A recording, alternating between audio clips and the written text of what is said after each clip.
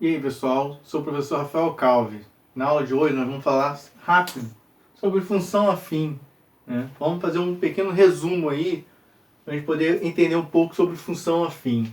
Vamos lá, gente? Função afim, né, pode escrever da seguinte forma, ó, f de x é igual a ax mais b, ok? Ou também eu posso escrever como y é igual a ax mais b, sendo que A diferente de zero. Por que A diferente de zero? Porque se eu multiplicar o valor de A por zero, eu vou estar anulando. Então, né, esse formato aqui é só lei de formação.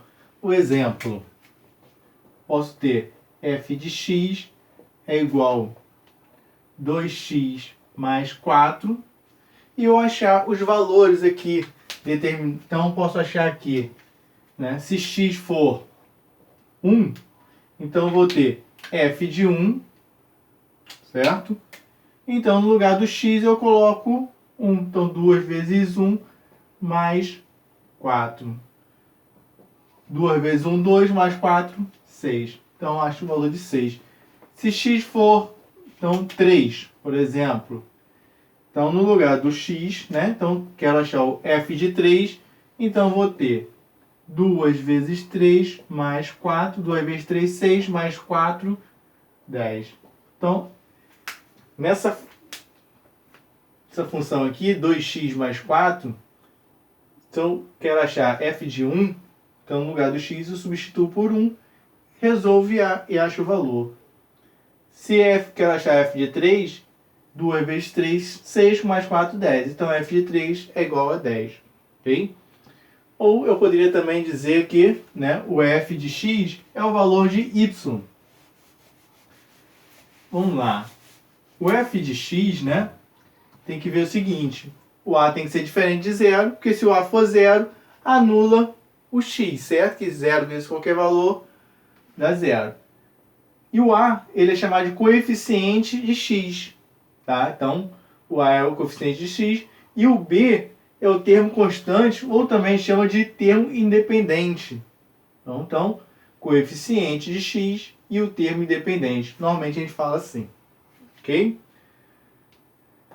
Então, raiz da função. Basta substituir o y por zero. Eu tenho a seguinte função. Vou pegar essa daqui, ó, nesse formato aqui. Se o y é igual a ax mais b, então eu posso dizer que ax mais b é igual a y. E se eu quero achar a raiz, eu vou pegar esse y e substituir por zero. Eu acho a raiz. Então, como que vai ficar isso daqui? Resumindo, isolando o x, vai ficar ax igual a menos b, que o b está positivo, passa para o outro lado negativo. X é igual a menos b sobre a. Então, se eu quero achar a raiz de uma função afim, é só pegar o valor, menos o valor de b dividido por a. Pronto. Fiz isso, eu acho. Então, fica x é igual a menos b sobre a. Ok? Isso aqui a gente está resumindo bastante, tá, gente? Mas, professor, como que eu vou utilizar quando? Vamos supor o seguinte, né? Você pegou um táxi, pegou um Uber, pegou um táxi. Então, o valor a ser pago, né? Então, y, eu vou chamar de y, o valor a pagar. Então, o valor a pagar eu vou chamar de y. Ok? O x vai ser a quilometragem.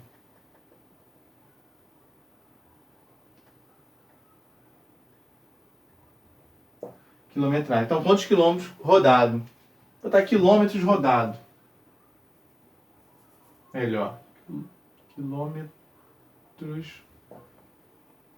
rodados.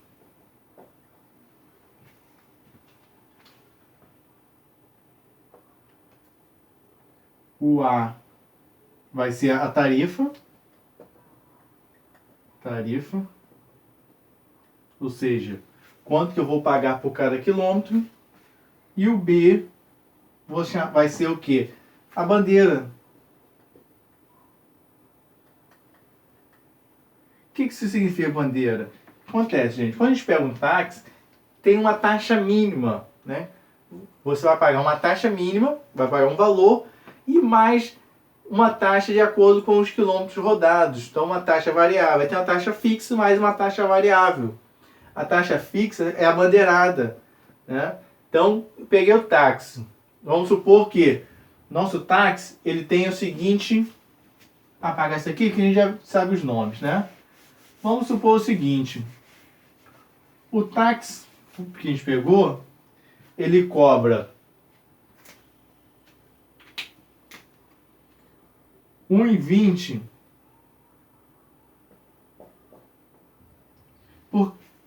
por cada quilômetro rodado. Então a tarifa dele é de R$1,20. E a bandeirada, R$4,80. Então supondo que eu peguei o táxi e já estou devendo R$4,80. Começou a andar e já estou pagando R$4,80. Então vai ser R$4,80 mais R$1,20 por cada quilômetro que ele andar. Se ele andar 1 quilômetro, vai ser R$1,20 mais R$4,80. Certo? Então, se eu andar 2 quilômetros, 2 vezes R$1,20 dá R$4,40. R$4,40 mais R$4,80. Se andar 3 quilômetros, vou pagar R$3,60 mais R$4,80. E por aí em diante. Qual seria a função que a gente vai fazer isso daqui? Seria essa daqui, ó. Então a função seria como, ó? Y. Então a lei de formação é igual, né, a tarifa, R$1,20, vezes os quilômetros rodados, mais a bandeirada, que é R$4,80. Eu poderia botar 1,2 só e 4,8, também dá a mesma coisa. Mas como ele está falando em valores monetários, vamos colocar com zero aqui, 2 casas decimais. Então, essa é a minha lei de formação. Minha lei de formação nada mais, nada menos do que eu achar uma função, né? Vamos montar uma equação, vamos dizer assim, uma equação ao qual é referente à minha situação. No caso, a gente não é uma equação em si, né? Mas é uma função, né? Um termo tem função ao outro. Então, nós temos o quê? Né? Nossa lei de formação, que é y igual a 1,20x mais 4,80. 4,8. Qual seria, né, o valor a ser pago? Então, a gente faria o quê, né? Então, se eu andar 1 km, então f de 1, eu vou ter o quê? 1,2 vezes 1 mais 4,8. Isso aqui vai dar o total de 4,8 mais 1,20, R$6. Ok?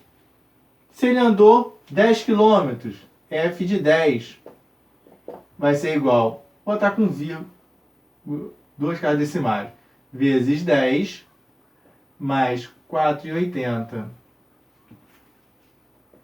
igual a 16,80. Então, resolvi aqui 12 mais 4,80, 16,80. Então, o que aconteceu aqui? No lugar do x, eu vou ter o quê? 1.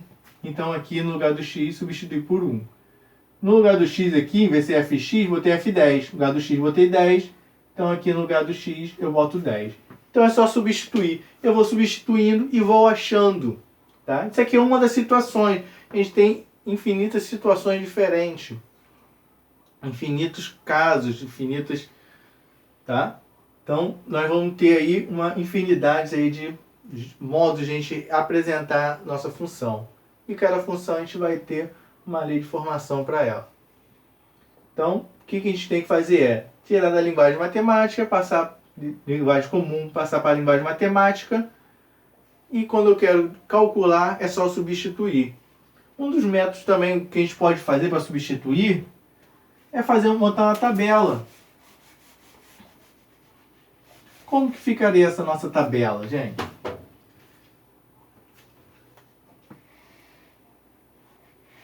Então, a nossa tabela ficaria da seguinte maneira. eu colocaria valores para x daqui. Aqui é a minha função, y igual a 1,2x mais 4,8. E o resultado seria o valor de y.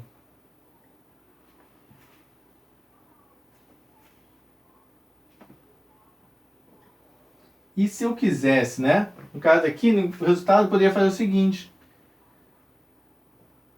O resultado ser o par ordenado.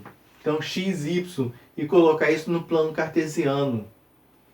Então, se x for 5, qual o valor de y? Então, vai ficar y igual a 1,2 vezes 5 mais 4,8. 1,2 vezes 5 dá 6. 6 mais 4,8, 10,8. Se x for 2, y é igual a 1,2 vezes 2 mais 4,8. Aqui vai ficar o quê? 1,2 vezes 2, 2,4 mais 4,8, 7,2. Então, quais seriam os pares ordenados aqui? Então, no caso aqui, os pares ordenados, trabalhar com vírgula. Então, se x for 5, y é 10,8. Aí, gente, o que acontece? Quando eu trabalho com números inteiros, eu coloco vírgula para separar. Quando eu trabalho com números decimais, para separar o x do y, eu sempre coloco ponto vírgula. Por quê? Esse par ordenado aqui é 5,10 e 8 ou 5 e 10,8. Fica confuso. Então eu coloco ponto e vírgula. Se ambos forem números inteiros, não há necessidade, porque existe o fácil entendimento aí do par ordenado. Quando não há o fácil entendimento, ou seja, quando estou trabalhando com casas decimais, eu coloco ponto vírgula. A mesma coisa aqui. Trabalhando com casas decimais, então vai ficar 2, ponto vírgula, 7,2. Ok? Então, vocês já estudaram aí, né? Pares ordenados. Então, a gente vai ter esses dois pares aí. Se a gente colocar isso aqui no plano cartesiano, né? Lembra do plano cartesiano? As abscissas e ordenadas, ou seja, x e y. Então eu tenho x e y, abscissas e ordenadas, e nós temos lá, né, o 1, o 2, o 3, o 4, aqui 1, 2, 3, 4, né? O ponto de origem aqui, que é o ponto de interseção, é o 0, aí para baixo tem negativo e para a esquerda aqui também tem negativos. Se eu colocar essa função aqui no plano cartesiano, né? Se vocês quiserem, vocês podem colocar aí. Pode achar infinitas soluções para x, né? Quer dizer, determinar infinitas soluções para x, né? Cada valor de x eu vou achar um valor diferente para y, né? Então, os valores nunca vão ser iguais. E eu vou reparar o seguinte: quanto maior é o valor de x, maior vai ser o valor de y. Então, ela vai ficar uma função crescente. Então, em relação da esquerda para a direita, nós vamos ter uma função crescente. Então, quanto maior o valor de x, né? Quanto maior o valor de x, o y aqui também vai estar aumentando. Então, é uma função crescente. Vou falar já já sobre função crescente e decrescente.